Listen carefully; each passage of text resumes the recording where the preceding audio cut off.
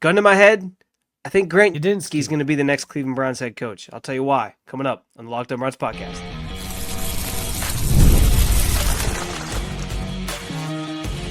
You are Locked On Browns, your daily Cleveland Browns podcast.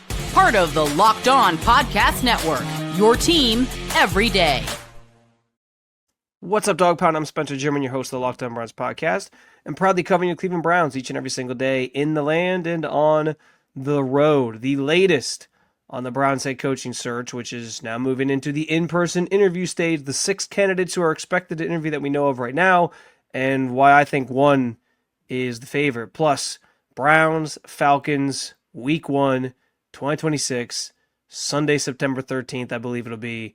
Book it. And the playoffs showed us once again how badly you need a quarterback to win in this league. We'll talk about all those things and more. I do want to thank you for being on every day with the Locked On Browns podcast, making us your first listen every single day. Part of the Locked On Podcast Network, now the #1 sports podcast network, and it's all thanks to you. And today's episode is brought to you by FanDuel, the official, which is officially in playoff mode. Every game day during the NFL playoffs, FanDuel is giving customers even more ways to get in on the action. Just visit FanDuel.com to get started. And so as this episode airs, drops, as you start listening to it, whatever, Monday, January 19th, we are officially in phase 2 of the Browns head coaching search. And what phase 2 consists of essentially is in-person interviews with a handful of these candidates. They interviewed 9 candidates in the first sort of round of things. They have at least whittled it somewhat down to about 6, it appears, and maybe there's more that we're missing. Maybe they haven't fully, we haven't gotten the full reporting on everybody that's going to interview. There could be other ones that kind of pop up. But as of now, we know 6 of the candidates that are going to be coming in, or that they're at least trying to bring in for in-person interviews starting this week. And that list kicks off with, of course, Jim Schwartz, who's already in your building. He's one of them. Todd Monken, Ravens OC, another one. Mike McDaniel, recently fired from the Dolphins. He's a third. And then the other ones are all the trio sort of 3 first-time head coaches. And Jags OC, Grant Udinski. Rams not OC, but pass game coordinator, Nate Scheelhaus. And Chargers defensive coordinator, Jesse Minter. Notable, I think, that 4 of the 6 are offensive-minded. You kind of get a varying menu here in terms of 3 guys who are sort of your veterans who have done it before, and that would be I don't think Tom Munkin's never been a head coach at the NFL level, but 3 veterans in the NFL who have seen some things, experienced some things. 2 of them, and Mike McDaniel and Jim Schwartz, who have done it before, and so you're kind of getting like a retread in that way. But then the 3 other guys, Udinski, Scheelhaus, Minter, would all sort of represent fresh blood. I think it speaks to the diverse array of different vantage points and candidates that the Browns have sort of tried to vet here. I think it's a fair sort of final, if this is the final list, I think this is a fair final list to sort of come up with. Now, here's what I'll say.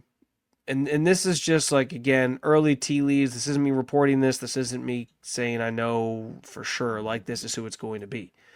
But if someone put a gun in my head right now and asked me who's going to be the next Browns head coach, and I had to answer the question, I'd probably say Grant Udinski.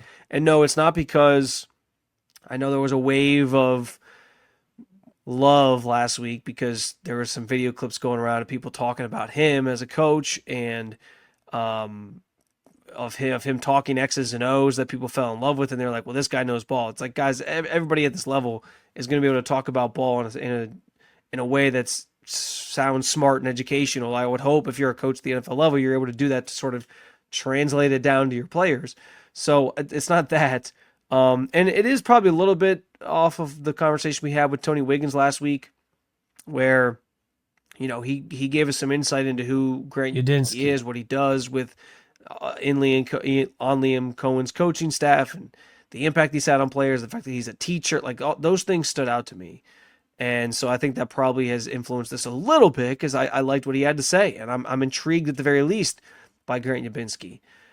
But the reason I say that I think Udinski probably gets the job if all goes well as they continue the interview process, which, by the way, there was some reporting over the weekend that his Zoom interview on Saturday blew everybody away. It went the full 3 hours was the report that you would get allotted for those. So it sounds like he's already kind of got off on the right foot and made a mark and made a good impact in his sort of first interaction with the Browns. And so he's off to a good start, yes, but even beyond that, and I've talked about this a little bit before, if the Browns can do something or make a hire or make a move that seems innovative or ahead of the curve or that leaves them in this place where other teams and other executives and other owners are talking about them in a way where it's like, oh, you guys are smart. Or man, way to go. Look at you jumping ahead on this and finding this next great offensive guy. I think they would do it in a heartbeat. I think that drives Jimmy Haslam.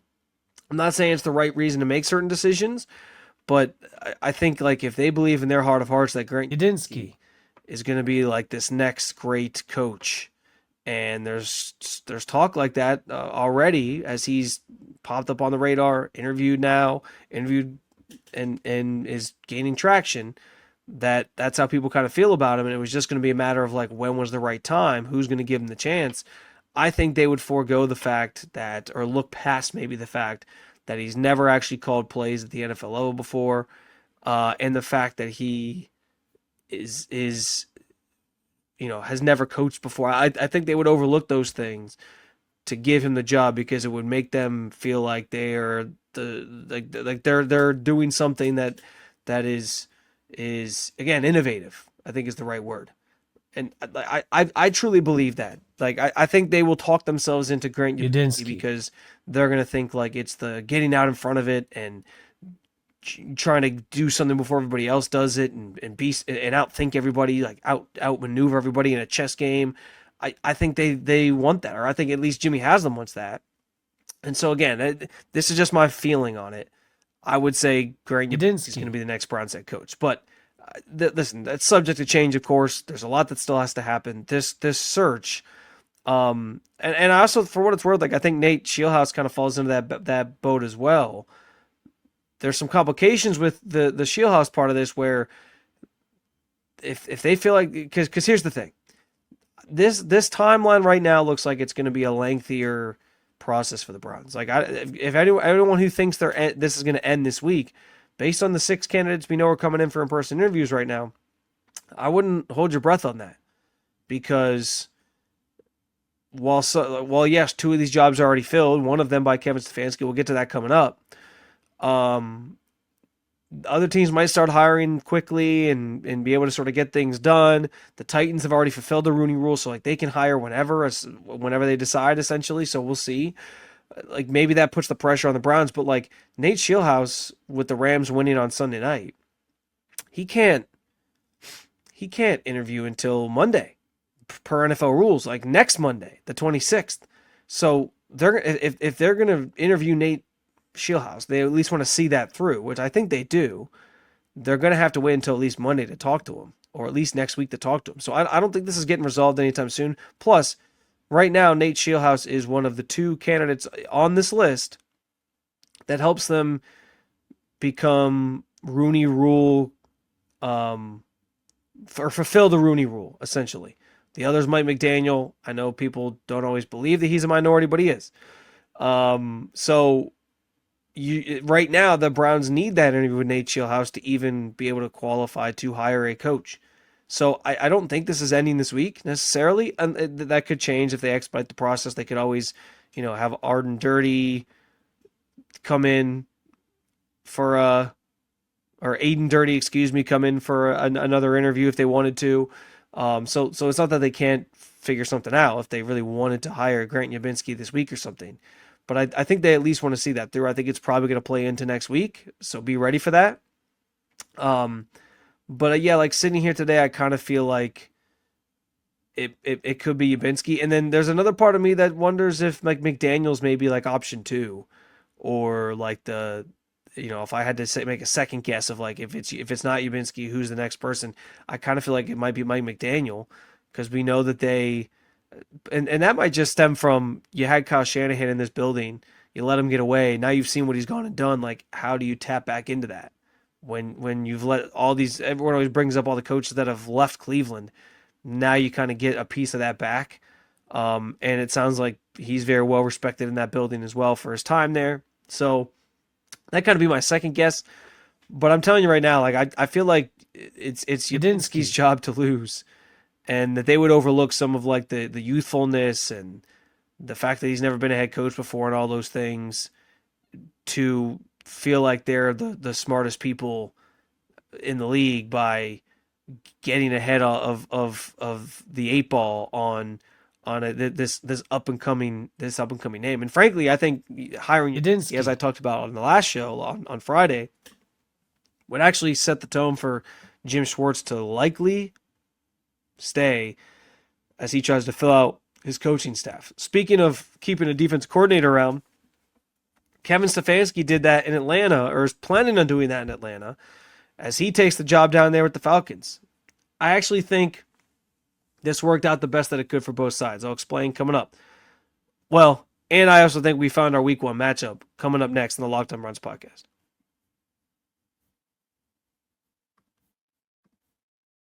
If you're a Browns fan, I know that you've pictured what it would look like for the Browns to have a franchise quarterback. Come on. Well, now it can be you. That's right. Thanks to a new mobile game called Ultimate Quarterback Football Legend. In this game, you step into the cleats of the number 1 draft pick quarterback, and it's your job to lead your team, the Cleveland Browns, to greatness, to help turn a failing franchise into a dynasty. This is the number 1 quarterback career game mode in the Apple or in app stores, and it introduces the most realistic environment with full career control. You sign contracts, train and upgrade yourself, build chemistry and evolve your teammates, give input to your GM on the roster, play the actual game in 2D, and rise through the ranks to become a pro football legend. You'll deal with the ups and downs of a quarterback's career, from rookie nerves to playoff drama, and every choice shapes your journey. Ultimate QB is totally free to play. There's no ads, and it works 100% offline. Perfect when you just want to sneak in a quick game. Just head on over to ultimate-qb.com. That's ultimate-qb.com, and search for Ultimate QB in the App Store. And we've got something special just for you. Use promo code LOCKEDON, all caps, in the game store to get a free boost to start your career. Ultimate QB Football Legend QB1. It's your legacy. Today's episode also brought to you by our friends at Prize Picks. The big game is almost here, and there's no better way to stay locked in on every moment than Prize Picks, the daily fantasy app, where it always helps to feel, or it always feels good to be right. With football season coming down to its final stretch, now's the perfect time to close it out strong. Prize Picks makes watching the game even more exciting by letting you build starting lineups around player projections. No drafts, no waiting, just football action all the way through the playoffs. Prize Picks is incredibly easy to get started. You pick 2 or more players and choose more or less on their projections in a game. Maybe you think that in the conference championships, maybe you think Drake May is going to throw for 200 yards and rush for 50 yards. Maybe you think that's going to be impossible against a really good Broncos defense, and you want to play those numbers a little lower, closer to the vest. Maybe you think Jarrett Stidham, God help him, is going to have a big game against New England and lift the Broncos to the Super Bowl. Well, make your picks, play what projections move you with Prize Picks. Early payout feature is also a game changer. It lets you cash out if the player gets hot. I love being able to mix starters from different teams and build lineups as you watch the games unfold. Download the Prize Picks app today and use code LOCKEDONNFL to get $50 in lineups after you play your first $5 lineup. That's code LOCKEDONNFL to get $50 in lineups after you play your first $5 lineup. Prize Picks, it's good to be right.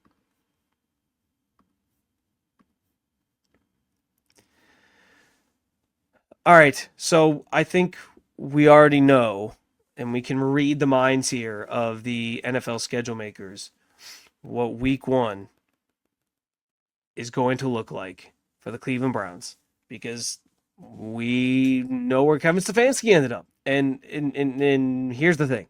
Week 1 in the NFL is all about storylines.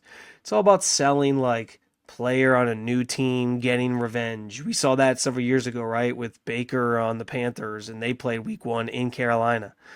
Now that's we're fairly far removed from that at this point, but still, we remember that. There's the big matchups like across conferences. If the two teams that meet in the Super Bowl are play each other that season, sometimes they put that, they're like, I guess they've gotten away from that. I think somebody complained, like, didn't somebody get mad that they had, was it the Falcons, I think, played the Patriots the year after they lost, and they were like mad that it got like smeared in their face all over again or whatever. So maybe they've gotten away from that, but you know what I mean.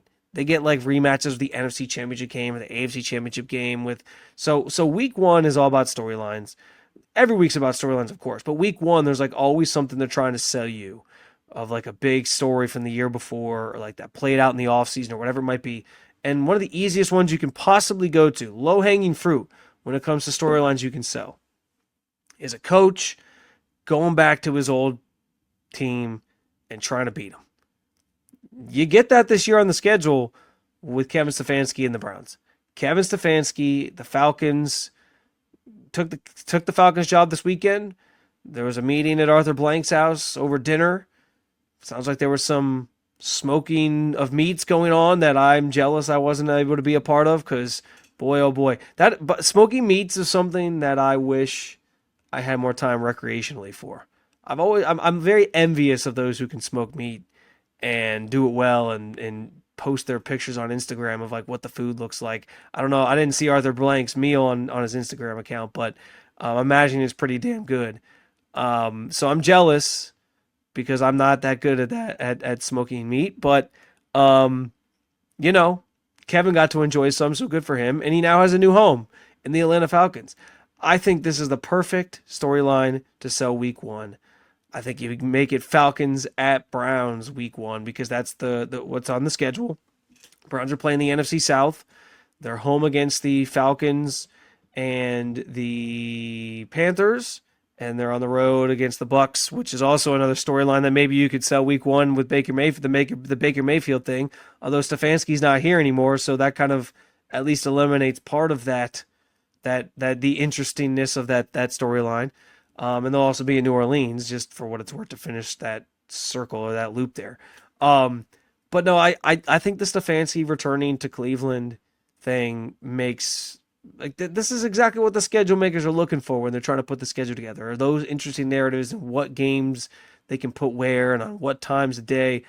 I don't know. Maybe is it worthy of a primetime game? Probably not, because it's two teams that didn't make the playoffs this past year. The Browns might be absolutely garbage yet again next year. We'll see. But I do think that that's a storyline worth telling, and I do think it's worthy of a Week 1 matchup in Cleveland.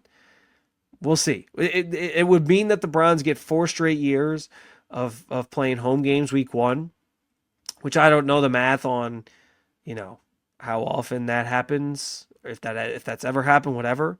But if they can look past that and be okay with that, I think this is the perfect Week 1 matchup. So I'm just going to say it now. My prediction, I'm making a lot of predictions on today's show.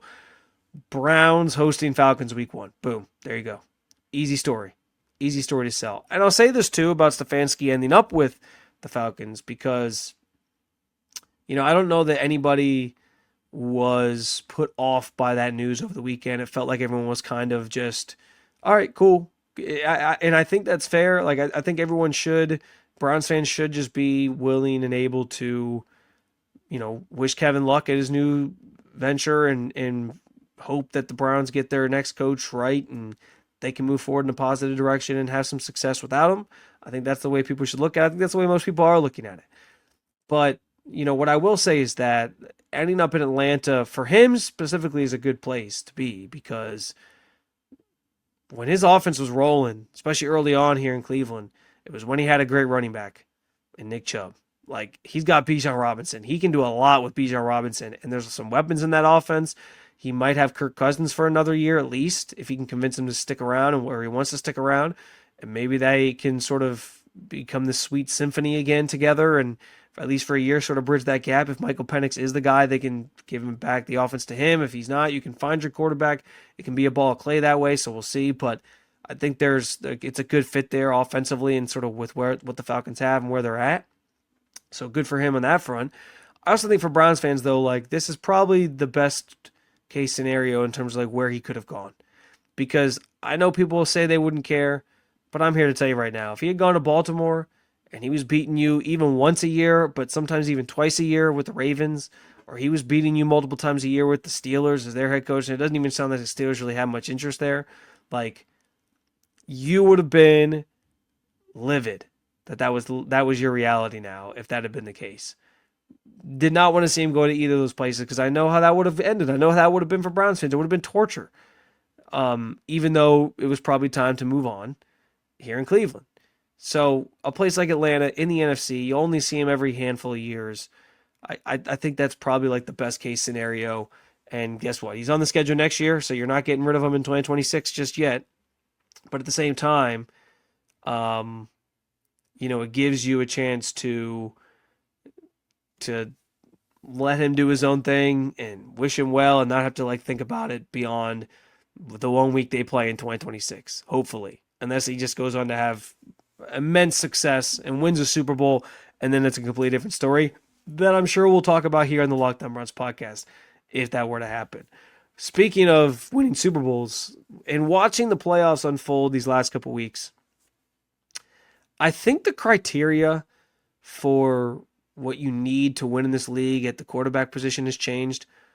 But you still do need the guy in certain moments that's going to push you over the top. I'll explain what I mean and what it means for the Browns in trying to find that guy coming up next on the Locked On Browns podcast.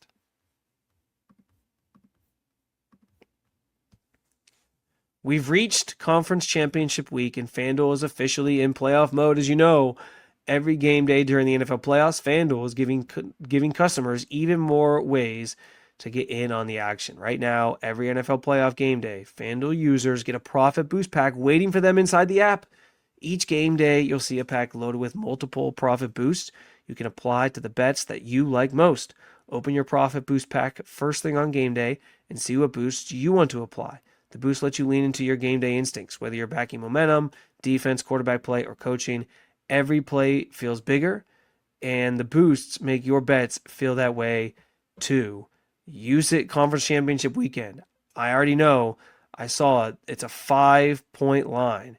Patriots going on the road to Denver with Jarrett Stidham at quarterback for the Broncos. Will he pull off what is in Vegas' eyes an upset? We'll find out.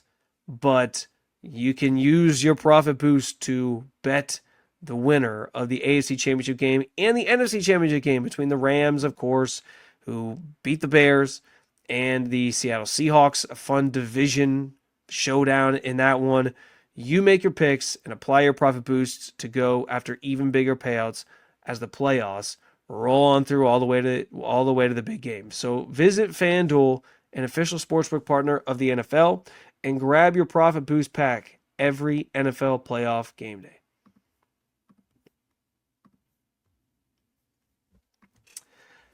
All right, so I was thinking about this over the weekend, and I wanted to figure out how I could sort of bring it to the show, because it is more of an overarching thought in general, just about quarterback play at the NFL level, what's required of quarterbacks at the NFL level to win Super Bowls, and in this time of year specifically, which is what we're watching unfold, right, in the playoffs as we kind of go here. But listen, it applies to the Browns, I think, just because, frankly, the Browns are still trying to figure out who their quarterback is, who their guy is, who is going to be that player that sort of puts them over the top. And maybe that is somebody already in-house in Shedeur Sanders. And there actually is a point here that I think helps his cause that I'll get to. But what I'll say is I think the parameters of like what you need in a franchise quarterback or a Super Bowl winning quarterback has changed to a degree. Like I think more than ever you're seeing teams just have to find the right quarterback that's a fit for them and build around them and give them the right support system so that they can go off and be successful and know that it like is a fit schematically and everything that they're looking for. I think about that with somebody like Bo Nix, for example. I don't know that I think Bo Nix is like the best quarterback in the NFL. Now, he was facing one of the best quarterbacks in the NFL this weekend in Josh Allen, who played good and bad. Like, he had 3 touchdowns, 283 yards, but he also threw 2 picks and turned the ball over 4 times. And one of those picks obviously was super costly because it came in overtime, and was very controversial for what it's worth. But like, I think Nix is a good example for this because, he was a first round pick, yes. And I still think it's clear that the quarterbacks that are left this weekend, for example, in conference championship weekend, think about where they were taken. Sam Darnold, 2nd overall. Matt Stafford, I don't remember off the top of my head, but I think he was 1 overall, or he was like top several picks overall. You have Drake May, who was number 1 overall, and you would have theoretically Bo Nix, who was the top 10 pick. So you still need to invest the resources draft-wise in a guy largely that ends up being that guy for you. That's usually how this thing goes. And it's kind of funny, like Darnold flamed out. Now he's kind of back. He's revived his career. But Darnold's another good example too, because it's like, I don't look at Sam Darnold and think like he's this otherworldly elite quarterback. I think that the day and age of like, you need to find that white whale quarterback and you need to draft to be the number 1 pick overall to get him has largely gone to the wayside. Because I think teams realize like you're waiting around trying to shoot fish in a barrel for years and years and years to get that pick, just to get that guy. The teams have adjusted to what's the best guy I can get, and then build around him, and put him in the right position to be successful. And like I said, Darnold's a perfect example of that. I mean, Darnold, he played an efficient game, but he was 12 of 17, 124 yards and a touchdown, and a 41-6 win. Like, he didn't have to do much, and I think Kevin O'Connell put him in good positions to be successful with the Vikings last year. So yeah, like I still think, and then I think about like the Houston and New England game where, CJ Stroud, first of all, was awful. And there's a conversation to be had there about him getting traded. Do you want to make another trade with the Houston Texans for a quarterback? I'm kidding. We might get to that though as a topic later this week, but like even Drake May, number 3 overall pick, 16 of 27, 179 yards. He threw 3 touchdowns, also had a pick. He was strip sacked like 4 times. Like I wasn't blown away by his game, but it was like this gritty win between 2 defenses, which part of me felt that was a sign that like the Browns aren't that far away, right? Because like their defense is so good, they can win any game with their defense, we think, if they could just get consistent quarterback play or competent quarterback play, like you're seeing from Sam Darnold, for example, you'll be fine. But the thing that I think is on full display and that is glaring about quarterbacks in this league and like what you need in one and what the Browns need in one is that you still need that guy that can like make the plays in the key spots where like, yeah, they might play a garbage game when listen, I've literally like gone through all the quarterbacks that played this weekend at this point. Caleb Williams, he had a 54 completion percentage. He was 23 of 42. At one point in the second half, I saw the stat they flashed up during the game. He was like 6 of 9 on the Bears' last touchdown drive passing. But before that, the previous 4 drives, he had completed like 3 passes in the second half on 4 drives. Like he did not play a very good game overall. But you know what? That play he made, and this is where like having higher picks matters, and you're getting certain talent levels there because like he has an ability. We've seen him make those throws now like 4 or 5 times this year where you're just like, why are you making that throw? And he's like one of the only people that can complete it. It was ridiculous, that throw he made to Cole Kmet for the touchdown to tie the game up. But that's what when we talk about like franchise quarterback, when we talk about like what you need in a quarterback this time of year to win and to win Super Bowls, it's that. It's the guy that, you know what, he might be flawed, he might make mistakes, he might not be perfect, but in a moment when your season's on the line or you're trying to win a playoff game and finish this thing off, he's going to give you that play. And you saw that from like all the quarterbacks I pretty much mentioned, other than maybe Sam Darnold, who really didn't have to do much, like I said. But like Drake May, that throw he made to booty in the end zone for the touchdown where he makes the one-handed catch. Like, that was one of the most incredible throws I've ever seen. His touch is incredible. And like Bo Nix, gutsy drives in the fourth quarter and overtime to make sure they have a chance to win that game and then win that game. Even Josh Allen was marching the Bills down to try to score. And if you think that Brandon Cooks play was a catch, he theoretically did it. So like all these guys delivered certain moments. And San Francisco, he's like, that's maybe the one team I haven't mentioned. Like Brock Purdy is a great example of this too, because it's like, I don't think Brock Purdy's like the best quarterback in football, but he's highly efficient. He's in a system that works for him. And Kyle Shanahan's made him, a respectable quarterback in this league that people debate being top 10. So it's about having the guy that can make those plays in those moments. And that's like the number one thing you're looking for when it comes to elite quarterback play, franchise quarterback play. All these quarterbacks these days are flawed, and finding like the white whales of the Josh Allens and the Patrick Mahomes and the Lamar Jacksons, like those are harder. That's harder to pull off. It's an inexact science, and it's not, you're trying to shop. You're trying to shop in a store that maybe isn't, you can't afford it at every single year, because if you're not the number one overall pick, you can't get that guy. So it's not even about like finding that guy, but it's about finding the guy that's going to make those plays that Caleb Williams made. And I get it, Caleb Williams he was a number one overall pick, but it's about finding the guy that can make the throw that Drake May made. And so maybe that means in a better year with a quarterback class, like you can be in the mid, like at 6 where the Browns are right now, and have a chance to get that guy. We'll see. But, that's what you're looking for. And where I say that I think that's actually could bode well for Shedeur Sanders in terms of what we know about him to this point is the one thing we feel everybody can agree on with Shedeur this season is that there was moments where he made these throws and these plays that jolted the offense that we hadn't seen all season. And you were like, that's an NFL quarterback right there. Can he do that consistently enough to prove that he is the franchise quarterback? I hope so, because I want to see him succeed. I've loved Shedeur since last year in January when we were talking about drafting him and all that. So I want to see him do it.